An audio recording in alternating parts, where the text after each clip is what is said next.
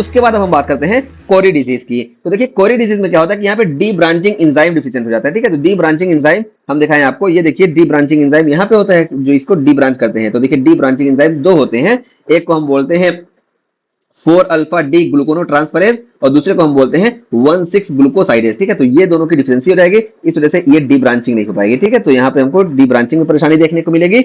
और यहाँ पे देखिए सी हम बताए थे ना कि यहाँ पे देखिए याद किए थे हम कि वाइस प्रेसिडेंट कांट कांट तीसरे नंबर पे आ रहा है, तो ये कोरी डिजीज होगी, ये टाइप 3 स्टोरेज डिजीज होगी।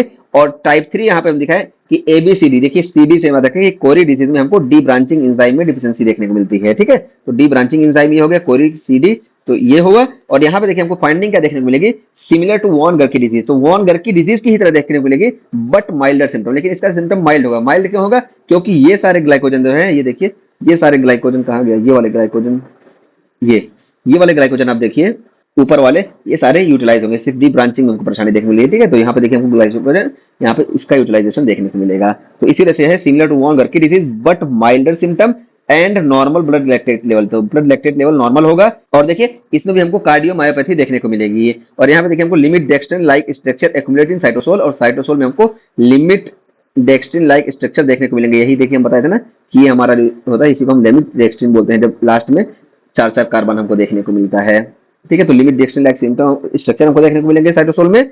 और can lead to hepatomegaly, cirrhosis and hepatic adenomas. तो यहाँ पे हमको हिपेटोमेगाली, सिरोसिस और हिपेटिक एडिनोमा वगैरह ये सब देखने को मिलेंगे कि इसी के डी ब्रांचिंग एंजाइम या लिमिट डेक्स्ट्रिन के एक्युमुलेट होने की वजह से।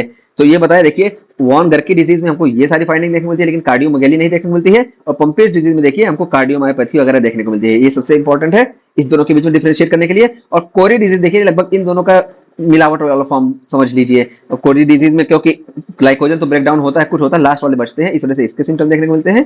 और बहुत ज्यादा ब्रेक डाउन नहीं, तो इस वजह से हमको ये कार्डियोमायोपैथी वगैरह देखने को मिलती है, ठीक है। तो ये हुआ। और यहाँ पे देखिए ग्लूकोनियोजेनेसिस इंटैक्ट रहती है। देखिए ग्लूकोनियोजेनेसिस इंटैक्ट रहेगी ही, क्योंकि आप देखिए यहाँ पे परेशानी आ रही है ना, परेशानी आपको यहाँ पे देखने को मिल रही है और ग्लूकोनियोजेनेसिस कहीं इधर चल रही है। आप यहाँ पे देखिए, ये देखिए परेशानी आपको यहाँ पे देखने को मिली है, ठीक है। यहाँ पे आपको परेशानी देखने को मिली है और यहाँ पे देखिए ग्लूकोनियोजेनेसिस अपना आराम से इधर से चलेगी, तो ग्लूकोनियोजेनेसिस में नहीं परेशान होगी, ठीक है, वो बराबर रहेगी, इंटैक्ट रहेगी। तो ये चीज हो गई। और उसके बाद फिर हम बात करते हैं एंडरसन्स डिजीज या टाइप 4 ग्लाइकोजन स्टोरेज डिजीज। देखिए यहाँ पे टाइप 4 हम वही वो किए थे कि vice president can't accept money. देखिए वाइस प्रेसिडेंट कांट, यहाँ से हो गया हमारा वॉन गर की डिजीज, पी से हो गया पॉम्पे डिजीज, और सी से कोरी डिजीज, और ए से हो गया हमारा एंडरसन डिजीज, ठीक है, एंडरसन। और यहाँ पे हम दूसरा याद किए थे ए बी सी डी, तो सी से हो गया हमारा कोरी डिजीज, और कोरी डिजीज में यहाँ पे डी ब्रांचिंग एंजाइम परेशान करता है। और यहाँ पे एंडरसन डिजीज देखिए, एंडरसन डिजीज यहाँ पे हमारा ब्रांचिंग एंजाइम जो होता है ये डिफेक्टिव होता है।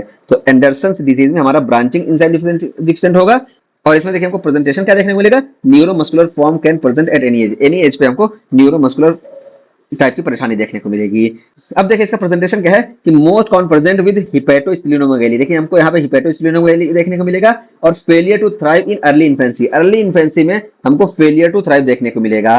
और ऐसा क्यों देखने को मिलता है, क्योंकि जब ब्रांचिंग एंजाइम, देखिए ब्रांचिंग एंजाइम कहाँ है, यहाँ पे हम दिखाएं आपको, ये देखिए ब्रांचिंग एंजाइम ये है जो लंबी लंबी चेन को आपस में जोड़ देता है, ठीक है। तो ब्रांचिंग एंजाइम ये आपस में लंबी लंबी चेन को जोड़ देता है। और जब ब्रांचिंग एंजाइम की डिफिशिएंसी हो जाएगी तब क्या होगा कि ये चेन लंबी तो बनती जाएगी, लेकिन यहाँ पे आपस में जुड़ेंगे नहीं। तो ये देखिए ग्लाइकोजन का जो ये वाला स्ट्रक्चर है ये कहाँ बन पाएगा, ये लंबा सा एक बन जाएगा, बहुत लंबा सा बनेगा, स्टोर भी नहीं हो पाएगा, टूटने का वो हो रहेगा, बहुत ज्यादा परेशानी होगी। तो देखिए इसमें हमको परेशानी क्या देखने को मिलेगी कि जो ब्रांच होता है ना ये इजिली डिग्रेड हो जाते हैं, ब्रांच वाले आसानी से रह भी जाते हैं, आसानी से डिग्रेड हो जाते हैं। लेकिन जब ये लंबी बनेगी ना, ब्रांचिंग नहीं हुई इस तरह से, तो ये बहुत लंबी बनेगी। और जब ये लंबी बहुत बनेगी ना तो ये इम्यून सिस्टम को ट्रिगर करेगी, ठीक है। तो जब लॉन्ग बनेगी, क्योंकि ब्रांचिंग नहीं हो तो इम्यून सिस्टम ट्रिगर होगा, इस वजह से यहाँ पे हमको इम्यून रिएक्शन बहुत ज्यादा देखने को मिलेगी। तो यही है कि मोस्ट कॉमनली प्रेजेंट हिपेटोस्प्लीनोमेगाली, हमको हिपेटोस्प्लीनोमेगाली देखने को मिलेगा।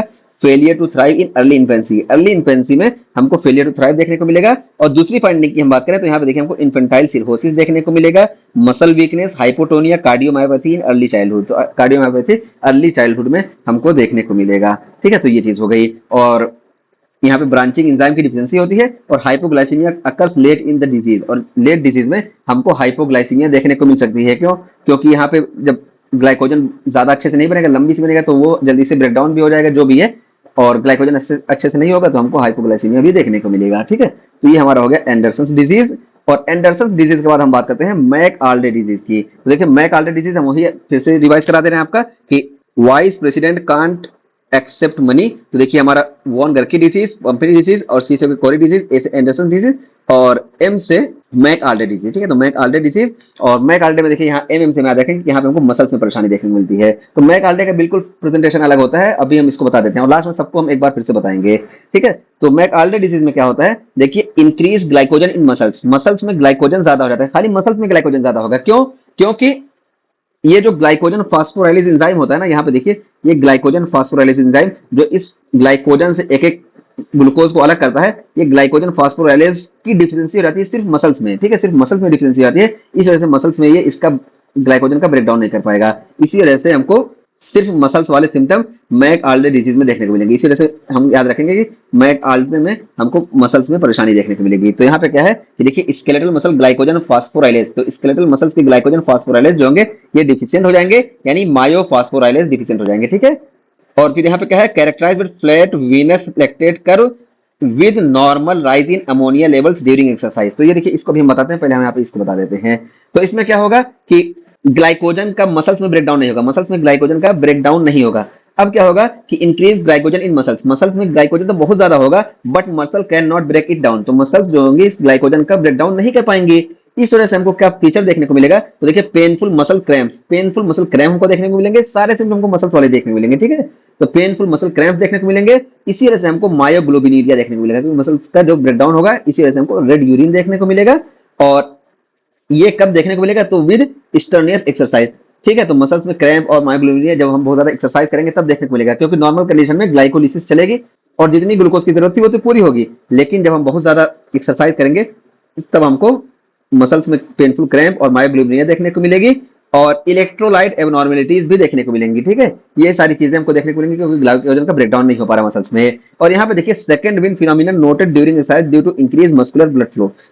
ठीक है, तो अब देखिए यहाँ पे हमको सेकंड विन फिनोमिनन देखने को मिलता है। सेकंड विन फिनोमिनन क्या होता है, देखिए जैसे हम एक्सरसाइज करने गए ना, तो शुरू में क्या होगा कि हमको ब्लड सप्लाई हमारी नॉर्मल थी, जितनी हमारी ब्लड सप्लाई थी उतने से हमारा ग्लूकोज आ रहा है ब्लड से, ठीक है, ब्लड से। लेकिन हम एक्सरसाइज शुरू किए तो हमारी बॉडी को ज्यादा ग्लूकोज की जरूरत पड़ी, तो हमारी बॉडी क्या करती है, ग्लाइकोजन का ब्रेकडाउन करने लगती है, यही से ग्लाइकोजन का ब्रेकडाउन करने लगती है क्योंकि मसल्स में स्टोर रहता है। अब इस परेशानी में यानी इस डिजीज में, मैक आल्डे डिजीज में, ये ग्लाइकोजन नहीं ब्रेक डाउन हो पाएगा, इस वजह से यहाँ पे हमको पेनफुल क्रैम्प शुरू में देखने को मिलेगा। लेकिन बाद में जब ये वेसल्स डायलेट हो जाती है ना, हमको मालूम है कि एक्सरसाइज होती है तो वेसल्स डायलेट होती हैं, और जब वेसल्स बाद में डायलेट होगी तो यहाँ पे ज्यादा ब्लड आने लगेगा, और ज्यादा ब्लड आएगा तो ज्यादा ग्लूकोज वगैरह भी आएगा। ठीक है, तो ज्यादा ग्लूकोज वगैरह आएगा तो इस ग्लाइकोजन का ब्रेकडाउन की जरूरत नहीं पड़ेगी, इसी वजह से थोड़ी देर बाद हमको यहाँ पे आराम मिल जाता है। ठीक है, थोड़ा रिलीफ मिल जाता है, इसी को यहाँ बोला जाता है सेकंड विन फिनोमिनन। ठीक है, तो second wind phenomenon noted during exercise due to increase muscular blood flow, तो मस्कुलर ब्लड फ्लो की वजह से सेकंड विन फिनोमिनन देखने को मिलता है, यानी 10 से 15 मिनट बाद हमको पेन में थोड़ा कमी देखने को मिलती है, इसी को हम सेकंड विन फिनोमिनन बोलते हैं। और उसका फिर देखिए यहाँ पे हमको क्या देखने को मिलेगा, characterise by flat venous lactate curve with normal rise in ammonia level during exercise. तो यहाँ पे देखिए हमको लैक्टेट का कर्व जो होगा ना हमको फ्लैट देखने को मिलेगा, क्यों? क्योंकि शुरू में जब हम मेटाबॉलिज्म करने जाएंगे तो यहाँ पे शुरू में लैक्टेट का फॉर्मेशन होगा। ठीक है, शुरू में लैक्टेट का फॉर्मेशन होगा, लेकिन बाद में जब ग्लूकोज आने लगेगा ना तो यहाँ पे पूरी मेटाबॉलिज्म की होगी और लैक्टेट का फॉर्मेशन नहीं होगा, इसी वजह से हमको फ्लैट लैक्टेट का कर्व देखने को मिलेगा। शुरू में देखिए ऐसे हम दिखाए, यहाँ पे देखिए शुरू में थोड़ा इंक्रीज होगा फिर इसके बाद फ्लैट हो जाएगा। ठीक है, तो फ्लैट हमको कर्व देखने को मिलेगा और अमोनिया का लेवल जो होगा ये नॉर्मली राइज होगा, जैसे हमारा होता है ना कि अमोनिया, तो इससे हमको थोड़ी कोई परेशानी देखने मिली है, तो अमोनिया हमारी बॉडी से आसानी से एक्सेस होगा और कोई परेशानी नहीं देखने मिलेगी। बस ये है यहाँ पे कि हमको फ्लैट लैक्टेट कर्व देखने को मिलेगा। और क्यों देखने को मिलेगा, बताया शुरू में लैक्टेट का फॉर्मेशन होगा लेकिन बाद में ग्लूकोज जब ज्यादा आएगा तो लैक्टेट का फॉर्मेशन नहीं होगा। ठीक है, तो ये चीज हो गई। और यहाँ पे देखिए blood glucose level typically unaffected है, और ब्लड ग्लूकोज लेवल यहाँ पे टिपिकली अनअफेक्टेड रहेगा, क्यों? क्योंकि मसल्स का कोई रोल ही नहीं था ब्लड ग्लूकोज लेवल मेंटेन करने में, वो तो लीवर और किडनी का होता है ना, खासतौर से लीवर का, तो लीवर वगैरह में तो परेशानी नहीं है ना, सिर्फ हमको ग्लाइकोजन फास्फोराइलेज की डिफिशियंसी मसल्स में देखने को मिली, यानी मायो फास्फोराइलेज की डिफिशियंसी हमको देखने को मिल रही है। तो इस तरीके से हमारा पूरा ग्लाइकोजन स्टोरेज डिजीज का टॉपिक कंप्लीट हो गया। अब देखिए हम आपको यहाँ पे की पॉइंट बता दें। देखिए सबसे पहले तो हमको याद रखना है कि टाइप 1 से टाइप 5 तक कौन सी होती है, इसको हम इसी vice president can't take money से याद रखेंगे। ठीक है, तो इससे हो गया 1 से 5 तक, वॉन गर्की डिजीज, पंपी डिजीज और कोरी डिजीज, और टेक नहीं बल्कि ये एक्सेप्ट होगा ना, वाइस प्रेसिडेंट कांट एक्सेप्ट, तो ए से हो गया हमारा आर्डेंसस डिजीज और एम से मैक आल्डे डिजीज। ठीक है, तो ये हो गए हमारे टाइप 1 से लेकर 5 तक, और हम बताएं कि एबीसीडी से याद रखेंगे कि ए वाली जो डिजीज है इसमें ब्रांचिंग एंजाइम की डिफिशियंसी होगी, और सी वाली जो डिजीज है इसमें डी ब्रांचिंग एंजाइम की डिफिशियंसी होगी। तो ये दोनों हो गई। और वॉन गर की देखिए जी से हमारा ये हो गया ग्लूकोज 6 फॉस्फेटेज की डिफिशियंसी होगी। और पंपी डिजीज में देखिए हम बताएं, पंपी में देखिए फर्स्ट और फोर्थ कार्बन पे पी आ रहा है, इससे हम याद रखेंगे कि इसमें अल्फा 1,4 ग्लूकोसाइडेज की डिफिशियंसी होती है। तो ये सारे पॉइंट जो है यही क्वेश्चन यहाँ से आते हैं, इसको हम याद रखेंगे। और मैकार्डे डिजीज तो देखिए एमएमसी, इसको हम याद रखेंगे कि यहाँ पे मसल ग्लाइकोजन फॉस्फोराइलेज ये डिफिशिएंट हो जाता है, ये हो गया। और यहाँ पे देखिए सबसे अलग प्रेजेंटेशन हमको मैकार्डे डिजीज में देखने को मिलेगा, ठीक है। तो मैकार्डे डिजीज में सबसे अलग प्रेजेंटेशन देखने को मिलेगा, इसको हम एकदम आसानी से पहचान लेंगे। और वॉन गर की डिजीज में देखिए सीवियर प्रेजेंटेशन हमको देखने को मिलती है, ठीक है। हिपेटोमेगेली, स्प्लेनोमेगेली, गाउट, ये ठीक है, गाउट जो होता है ये क्लासिकल सिम्टम होता है वॉन गर की डिजीज का, ठीक है। और यहाँ पे देखिए कार्डियोमायोपैथी और हाइपोटोनिया ये हमको पंपनी डिजीज में देखने को मिलती है, और कार्डियोमायोपैथी दूसरे में देखने को मिलती है, लेकिन हाइपोटोनिया हमको इसमें स्पेशली देखने को मिलती है। और कोरी डिजीज देखिए इसी का माइल्डर फॉर्म है। और एंडरसन्स डिजीज में भी देखिए हमको हिपेटोस्प्लेनोमेगेली और कार्डियोमायोपैथी दोनों देखने को मिलती है। तो बहरहाल हमारा जो मेन क्वेश्चन हमारा था इसी वॉन गर की डिजीज से आता है, ठीक। तो मोस्ट कॉमन हमारी यही वॉन गर की डिजीज ही होती है। तो वॉन गर की डिजीज से ही ज्यादा क्वेश्चन आता है, और वॉन गर की डिजीज में हमको याद रखेंगे यहाँ पे कार्डियोमेगेली नहीं होती है, ठीक है। तो इस तरीके से हमारा पूरा टॉपिक कंप्लीट हो गया।